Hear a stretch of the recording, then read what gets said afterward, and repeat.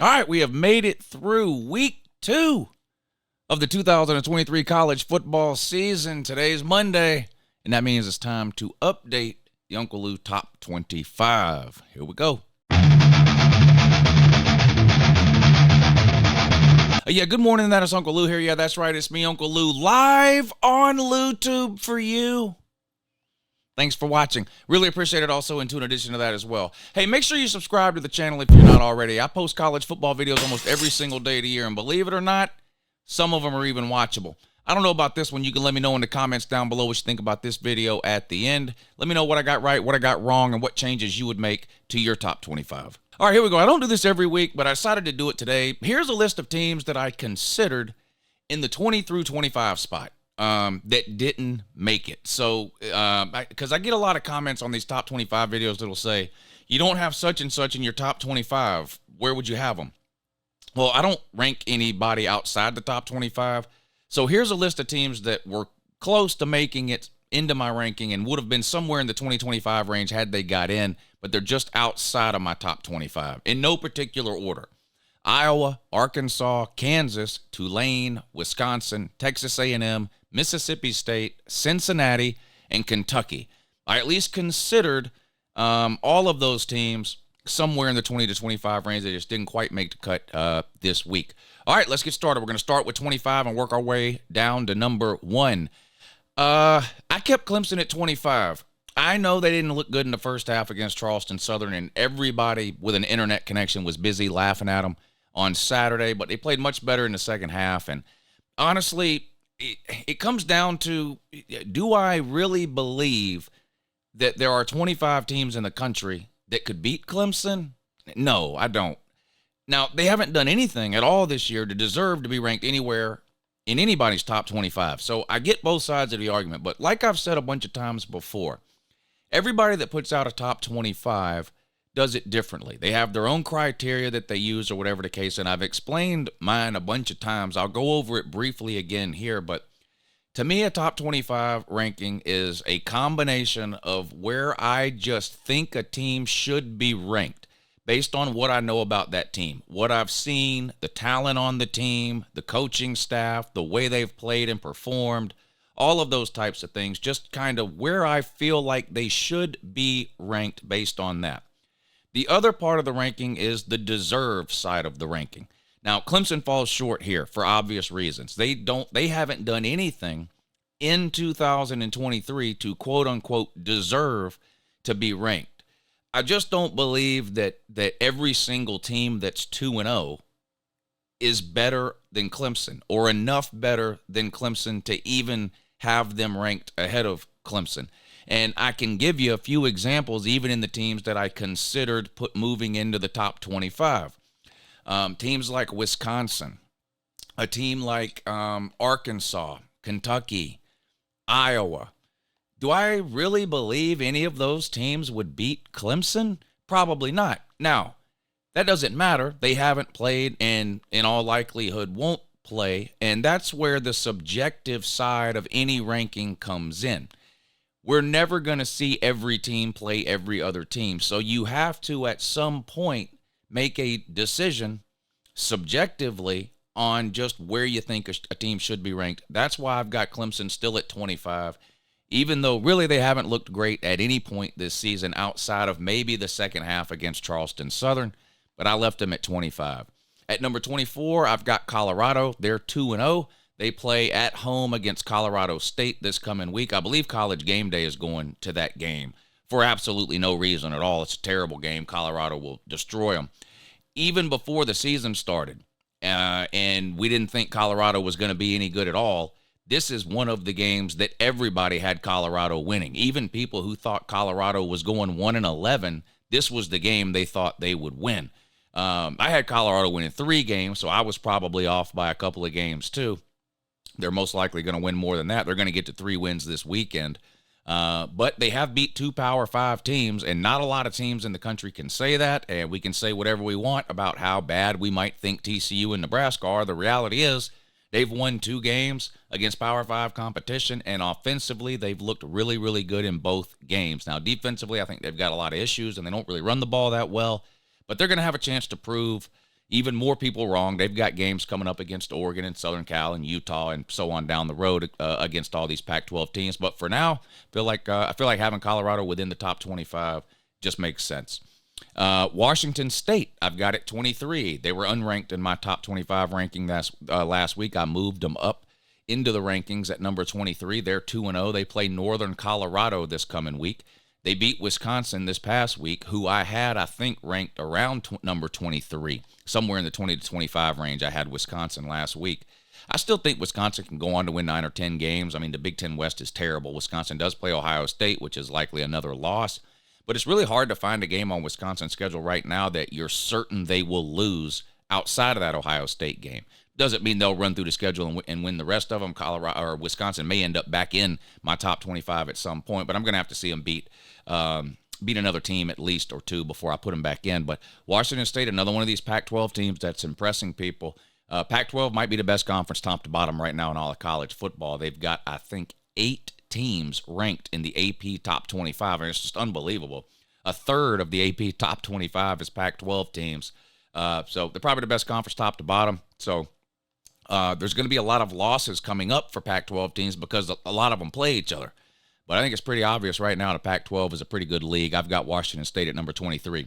At number 22, I've got Miami. I also had them unranked entering the season and of course, still unranked last week, but a very impressive win by them this past weekend against Texas A&M at home. Tyler Van Dyke went off, looked and played like the quarterback we saw play the last half of 2021.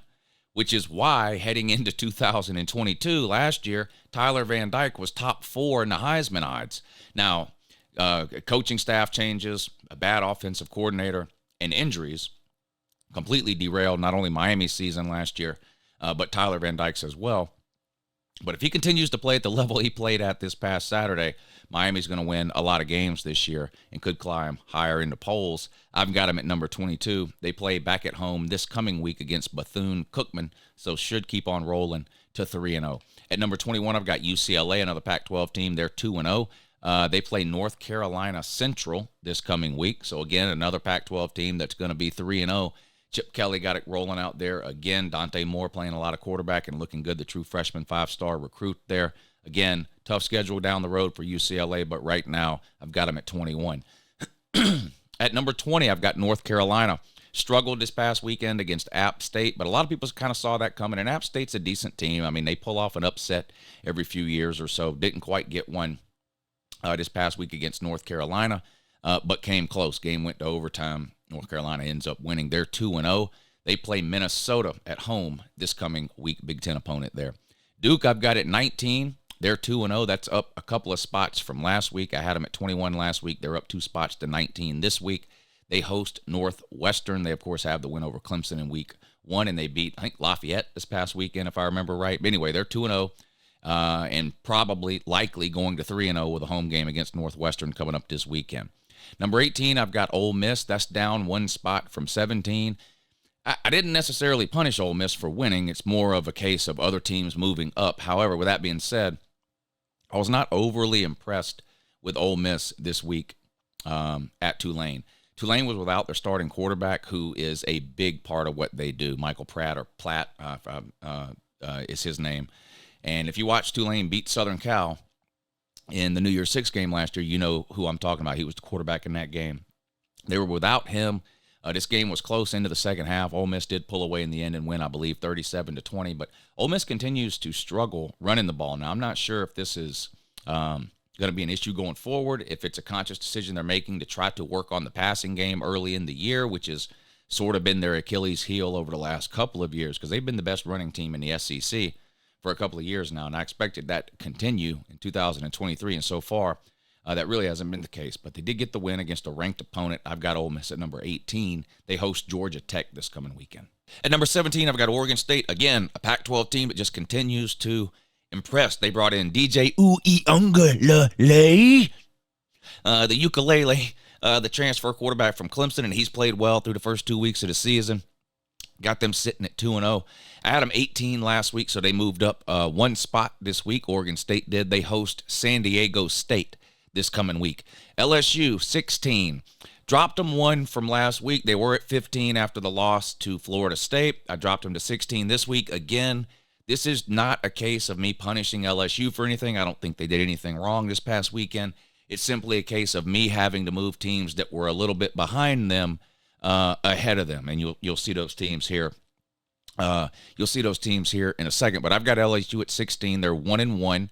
And a tough matchup this coming week on the road at undefeated Mississippi State. That could be a really, really good game in the SEC this coming weekend. At number 15, I've got Utah. Had them at 13 last week. Again, a team that moved down. Now, this is performance related. Utah struggled this past weekend on the road against Baylor, a team that had lost the week before to a group of 5 team.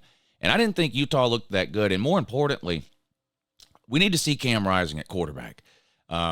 He tore his ACL in the bowl game last year. There was questions whether or not he would be able to return against Florida. He didn't.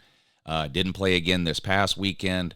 Not sure how much longer or how much time he's going to be out, but obviously Utah is going to need Cam Rising back when conference play starts if they want to get back to where they've been the last couple of years, which is playing for, competing for, and winning Pac-12 titles. I really like Utah. I think they're one of the most well-coached teams in the country every single year. They're tough. They play good football along the lines of scrimmage, and Cam Rising is one of the funnest players to watch, in my opinion, in all of college football. So I'm rooting for him to get back. I think Utah really needs him coming up here over the next couple of months. But they are 2-0. Went over Florida a couple of weeks ago to win at Baylor this past weekend. So, again, a team with 2 Power 5 wins. This coming week, they host Weber State. So should be moving to 3-0. I've got Utah at 15. Number 14, Oklahoma. I moved them up from 16. Now, I've been higher on Oklahoma every week than the other polls like the AP and the coaches. So 14 might seem like a big jump if you're used to seeing a number next to Oklahoma's name like they put on TV representing the AP ranking or something like that. But I had Oklahoma at 16 last week, which was much higher than the AP or the coaches. They looked good again to me. SMU is a good team. They didn't score 70 points like they did the week before, but they played legitimate competition. I understand SMU is a group of 5 team, at least for this year. We'll see what happens with them going forward in the ACC and all that. But SMU is a decent team and has been for a couple of years in a row now. Not on the level of Oklahoma. And I'm not overreacting here and saying, oh my God, Oklahoma's going 15-0 and winning the national title now because they beat SMU. But I do think this was a good win. And 28-11, I think the score was over them. I think that's okay. Like I don't look at that and go, wow, I can't believe they only beat SMU 28-11. So I moved them up another couple of spots to 14. They're 2-0. They play on the road this coming weekend at Tulsa. 13 is where I landed for Alabama. Went back and forth. I had Alabama anywhere from 9 to 15, kind of moving them around in different places. I sort of decided to just split the difference and landed them here at 13. I had them at 4 last week, so a big drop for Alabama after the loss at home to Texas this past weekend. They play on the road at South Florida. I could talk for an hour about Bama losing to Texas, but I've already done that, and literally so has everyone else on the internet or anywhere else for that matter. Alabama, of course, will have plenty of opportunities to move back up, not just in my rankings, but in everyone else's rankings, with games coming up down the road against teams like LSU, Tennessee, Texas A&M, Ole Miss, Arkansas, Auburn. They also have opportunities to lose a bunch of those games if they continue to play poorly along the offensive line and struggle to run the ball like they did this past week against Texas. So we'll see. I had Alabama 9-3 in my preseason prediction. One of those 3 losses I had was to Texas, so we'll see what happens. Tough games at home against Tennessee, home against LSU, on the road against Texas A&M. I mentioned the Ole Miss game, the Iron Bowl at the end of the year, always tricky. Alabama trending towards 9-3 in my opinion, but I've got them right now at 13 after the loss at home to Texas.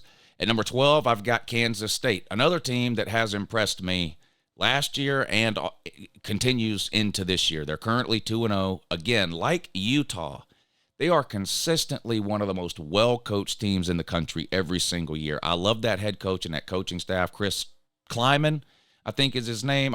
Kleiman. If I say Kleiman, it's probably Kleeman. And if I say Kleeman, it's probably Kleiman because I get everything wrong. Anyway, I really like him. He gets the absolute most out of the players he has. I wasn't sure Kansas State would be able to be quite as good offensively this year as they were last year, having lost Deuce Vaughn off of that team, which is just an unbelievably dynamic player. And maybe over the course of the season, that will hurt them. But I haven't noticed that so far. They've looked good to me. I had them at 14 last week. I moved them up 2 spots to 12. Kansas State at number 12. They're 2-0. They play on the road at Missouri this week. And, of course, the SEC has really struggled in Power 5 matchups this season. Kansas State will be a significant favorite in that game, and I don't think anybody will be surprised if they go into Missouri and win that game. At number 11, I've got Tennessee. The Tennessee fans need to come down off the ledge. There are Tennessee fans that are ready to throw out Joe Milton. They want Nico to start. This is crazy. You played Austin Peay. And I talked about this yesterday in the Your Season is Over video, so I'll just mention it briefly here. These top 10, top 15 teams, when they play these FCS opponents, the goal is not to win 100-0. Tennessee could have beat Austin Peay 100-0 if that's what they wanted to do. That's just not the goal. Coaches try different things in these games, whether it's different players in different places, different sets of wide receivers, different offensive line groupings. They rotate defensive players in and out in different situations of the game, trying to figure out kind of what works and what doesn't. So then when you get the meaningful games down the road, like this coming weekend in Tennessee's case, they play at Florida, the coaching staff has more of an idea of what they have at each position, in each position group, in different situations and circumstances throughout the game. Could Tennessee have played better against Austin Peay? Of course they could. I'm not making excuses. Joe Milton didn't look crisp in the first half. I mean, we're stating the obvious here. They scored a touchdown basically on the last play of the second quarter just to get the lead over Austin Peay. I'm not making any excuses for that. But the idea that the sky is falling because of the game, what you saw against Austin Peay, I think is just completely ridiculous. I expect Tennessee to come out next week and absolutely roll over Florida with Joe Milton at quarterback. And I said in the offseason, and I'll tell you again now, if Nico becomes the starting quarterback for Tennessee this season, there's only one of two reasons why that would be. One, Joe Milton gets injured and can't play. Two, Tennessee has lost so many games, they're completely out of everything in terms of what goals they had in the preseason. So, they'd have to catch multiple SEC losses to where they're not even in contention to win their division, never mind an SEC championship or a playoff berth. Then maybe you turn the page, play Nico, and start preparing for next season. Short of that, the best possible scenario for Tennessee is to play Joe Milton. Tennessee is not just trying to win games this year. I know that's been the goal in the past for Tennessee, and maybe that's kind of the brain block that some Tennessee fans have that are so upset with what they saw against Austin Peay this past weekend. But Tennessee's goal is not just to win games. Tennessee's goal is to be around in the postseason, to have a shot to play for an SEC title and potentially make a playoff. You don't do that because you beat Austin Peay 100-0 in week 2. You do that because you go down to Florida and roll them. And then you go to Alabama and win that game on the road, whereas you beat them at home last year. You beat Georgia this year at home, whereas you lost them on the road last year. And to get to those points, you have to develop players, and a game against Austin Peay is a great opportunity for the coach staff to do that. Like I said, I don't know how far Tennessee's going to go in terms of postseason thing. I don't think they're going to win the East. I would still favor Georgia there. But they should go down to Florida this week and absolutely roll. I've got them at number 11. That's up 1 spot from where I had them last week at 12. So I didn't say anything against Austin Peay that caused me to drop them in the rankings. In fact, I moved them up a spot. They play, like I mentioned, on the road at Florida this week. All right, time for the top 10. I've got Washington in my top 10. They're 2-0. Had them at 9 last week. They didn't do anything wrong to get dropped. A lot of what you're about to see in the top 10 in terms of a few teams dropping is because of how far up I had to move Texas. I had Texas. Where did I have Texas last week? I believe I had Texas at 10. So pretty much everybody ahead of Texas almost had to drop a spot because of how far up I moved Texas. Anyway, I've got Washington at 9, down a spot from last week. Again, nothing they did wrong. They're 2-0. They play on the road this week at head coachless Michigan State. Mel Tucker, of course, out at Michigan State. Suspended for now. By the time you watch this, it may be permanently fired. I expect that to happen. I'll make a separate video maybe about that this afternoon, but the Mel Tucker situation at Michigan State. But anyway, I would have picked Washington to win against Michigan State no matter what. Given what we found out over the weekend about Michigan State and sort of the turmoil going on there, I expect Washington to completely roll in this game. I've got them at number 10. Number 9, Oregon. Again, dropped a spot from 8 to 9. Now, they did struggle this past week on the road against Texas Tech, but maybe we should have seen that coming. Texas Tech, I think, is a pretty good team that just played poorly and lost a week 1 game that they really had no business losing. Gave Oregon everything they wanted. Oregon did come back and win in the end 38-30 on the road at Texas Tech. They're 2-0. Bo Nix looks good. The defense is playing better. They host Hawaii this coming week. Notre Dame continues to roll. Another team that has been very impressive. Look, if you're talking about just the most impressive teams you've seen this far, so far this season, combination of like resume and then plus watching them to see how good they are, the three probably most impressive teams would be Texas, Florida State, and Notre Dame. I've been very impressed with Notre Dame. Sam Hartman's playing lights out. Estime is an absolute beast of a running back. Those wide receivers are playing a lot better now that they've got a legitimate quarterback throwing them the ball. They always have good lines of scrimmage. Their defense has been good, and they answered another question for me this past weekend when they went on the road and beat a Power 5 opponent. Their first two wins had come against Navy, a service academy, and Tennessee State, an FCS team. So not that I didn't know Notre Dame was good. You could watch those games and tell Notre Dame was good, but you kind of thinking, okay, well, how good? Let's see them against some Power 5 competition. NC State's not a top 10 program, but still a significant step up in talent versus either Navy or Tennessee State. And I thought Notre Dame went down there and handled it well, especially considering all the delays and stuff that went on. That can really get a team out of rhythm. That can really throw things out of whack. I thought Notre Dame handled it well. They beat NC State, and it wasn't close. Sam Hartman, again, great game. Estime on the ground, great game. Notre Dame with the win there. They're now 3-0. And they play Central Michigan at home this coming week. Big matchup looming with Ohio State in 2 weeks. Speaking of Ohio State, I've got them at number 7, down a spot from number 6. Again, not that they did anything wrong. I don't see a problem in the world with Ohio State beating Youngstown State 35-7. Again, the Ohio State fans and the Tennessee fans yelling and screaming because they didn't beat Youngstown State or Austin Peay by enough points. Look, Ohio State is still trying to figure a lot of things out at the quarterback position. And when you're trying to figure things out at the quarterback position, that affects every other position on the offense. It affects the wide receivers. It affects the running backs. It affects the offensive line. It affects the rhythm that the offense can be in as a whole. Now, it looks like they've settled on McCord going forward. No more to quarterback hokey pokey. It'll be McCord's show from now on, and unless he fails, falls on his face, or gets injured, right? And I think that's good for Ohio State to finally settle on a guy. So we'll see what that means going forward for them. But they're 2-0. They host Western Kentucky this weekend before traveling to Notre Dame the following weekend, what's going to be just an absolutely monster game. Number 6, I've got Southern Cal. Actually moved them up a spot from 7 to 6. They destroyed Stanford. And you can tell me anything you want about Stanford and what you think about them and how bad you think they might be and all this kind of. They were winning this game 49-0 at halftime, Southern Cal was, or 49-3 or whatever it was. One of the most dominant first halves of a football game I have seen in my entire life, period. Again, I don't care that it's Stanford. Watch the game. That freshman Branch, he might have a special teams touchdown every single week from now to the end of the season. Caleb Williams, of course, is just absolutely lights out. I really like the running back Marshawn Lloyd they brought in from South Carolina. I mean, the offense we already know is going to be fine under Lincoln Riley. The defense has been the question. And honestly, outside of that week 1 game, or actually I guess it was a week 0 game against San Jose State, I actually think Southern Cal's defense has played pretty good, at least better than I think they have in the past. Again, like a lot of the teams on this list, their tougher games are coming, and we'll see how that defense holds up over the course of the season. That is the big question mark for Southern Cal, but they're going to have plenty of chances to prove themselves in big games against legitimate Pac-12 competition, plus a game against Notre Dame later on down the road. I've got Southern Cal at 6. Time for the top 5. I've got Texas up at number 5. I have no problem with anybody that wants to put Texas higher at all. I got them at 5, Penn State at 4, Florida State at 3, Michigan 2, Georgia 1. So my 1 and 2 have not changed since the very first preseason ranking I put out in February. I feel like Georgia 1, Michigan 2. I feel like right now those are the 2 teams to beat in college football. I feel like if you're a Florida State, if you're a Penn State, if you're a Texas, I feel like those are the 2 teams that you're chasing.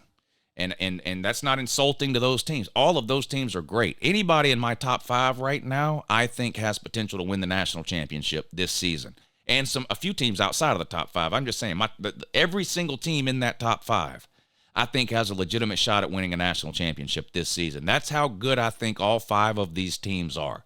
Georgia, Michigan, Florida State, Penn State, and Texas. And again, that's not the entire list. Ohio State could win it. Alabama, I'm I don't think they are, but who knows, right? So there's plenty of teams in the top 15 even, I think, that still have a legitimate shot to win a national title. But every single one of these top 5 teams is national title contenders right now, today.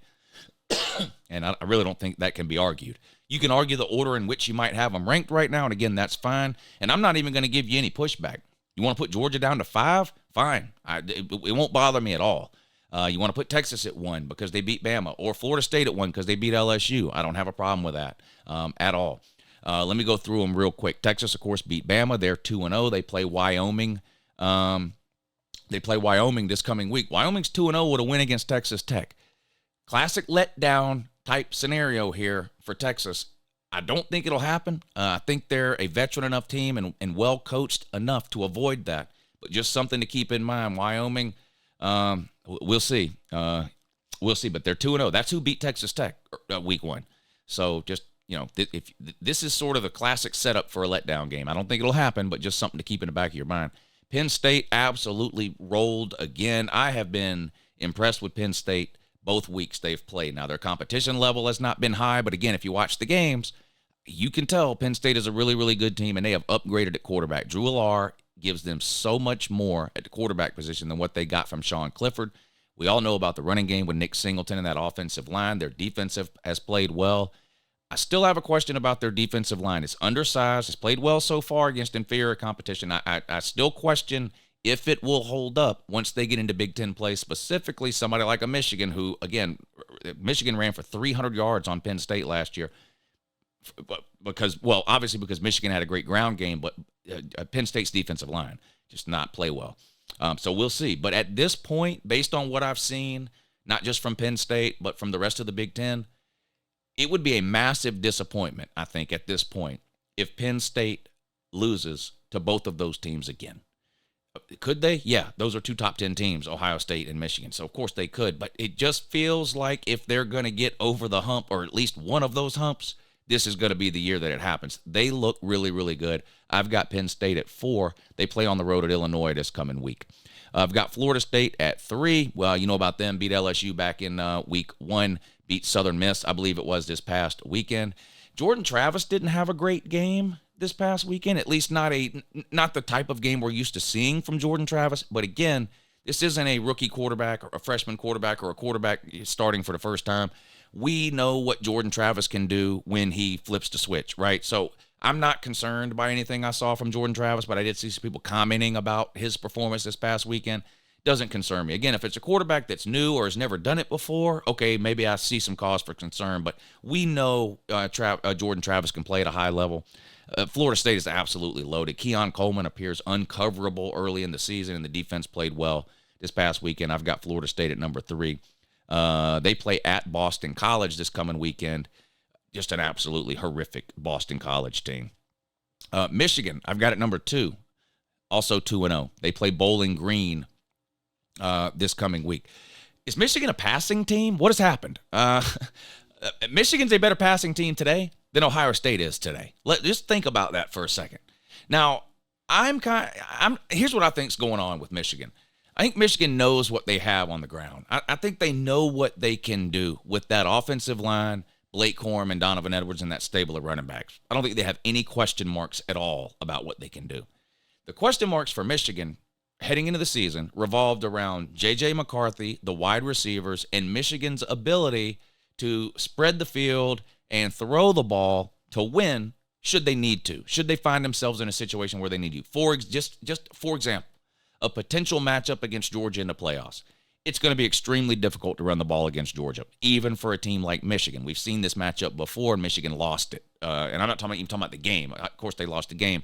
I'm talking about the matchup of Michigan's offensive line against Georgia's defense. Nobody has ran the ball on Georgia in years. I think Michigan knows this, and there's some other teams you can point to. I'm just using that as an obvious example. But I kind of tend to think we all made fun of Michigan's schedule, right? The first 3 games, they haven't played a Power 5 non-conference opponent since before COVID or whatever it is. It's been a long time. And again, this year, their 3 non-con opponents are all non-Power 5. So basically, the first 3 games of the season, I believe Michigan is treating almost like preseason games.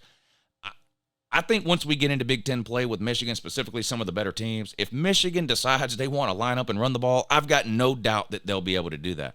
So I actually think this is smart if they're doing this on purpose. If they are truly using these first 3 games to develop J.J. McCarthy as a passer and his chemistry with these wide receivers and sort of live action practice against a real team, right? Spread the field, throw the ball some. But McCarthy has put up ridiculous numbers through the first couple of weeks. We'll see if that continues, like I said, as the season goes along. They host Bowling Green. Georgia rolled over Ball State this past weekend 45-3. And they play their first Power 5 opponent this coming weekend, a conference matchup at home for Georgia against what has looked like a pretty bad South Carolina team. This appears like a mismatch on paper. Georgia, I believe, is almost a 4-touchdown favorite in this game, which is just crazy to think about for a conference game. So we'll see how that goes. But, yeah, left Georgia at number 1. There you go. That's my top 25. Feel free to let me know down below where you think I'm wrong. And if you disagree, let me know. You're not going to hurt my feelings, I promise. Like I said, the top 5, you can put them in any order you want. You're not going to bother me at all. So feel free to let me know down below what changes you would make. Have a great morning, and I'll see you again soon.